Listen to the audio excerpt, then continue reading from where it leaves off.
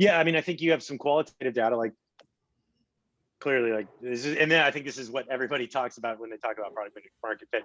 Did someone buy your software? Great. Like, and they weren't your friend or your sister or your what have you.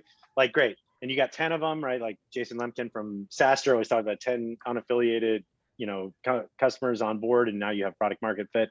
So that's like a very qualitative, like, could you sell?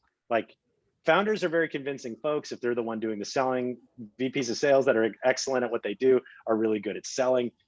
It doesn't necessarily constitute product market fit. So I think you have kind of the combination: are people attaching, right? Are people buying? And then the better question is, are they attaching?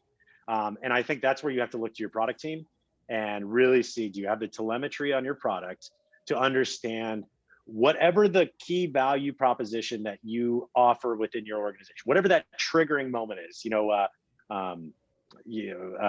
Facebook's eight friends, or Dropbox is one file in a folder. For us, it's reports created. Like you buy our software to create inspection reports. If you're not creating an inspection report, then you're probably not going to stick around. And so making sure that you have kind of the telemetry inside your product to understand, like, who are the customers that are setting up? Why are they not set? Why are the ones, and you don't worry about, great, you have the ones that are setting up, but what about the ones that aren't setting up? That's where product and marketing are obsessing over who are we sourcing and what can we do to make this a better experience to get to that value moment for our customers.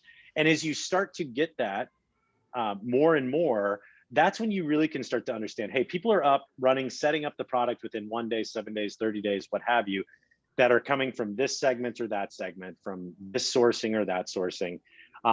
That's when you really start to figure out, do you have scale, right? Like, and you start to measure the unit economics of, like, okay, these people are setting up, but they churn at a really high rate and they're hard to come by and they have a high CAC payback and all the key metrics that you lay over it.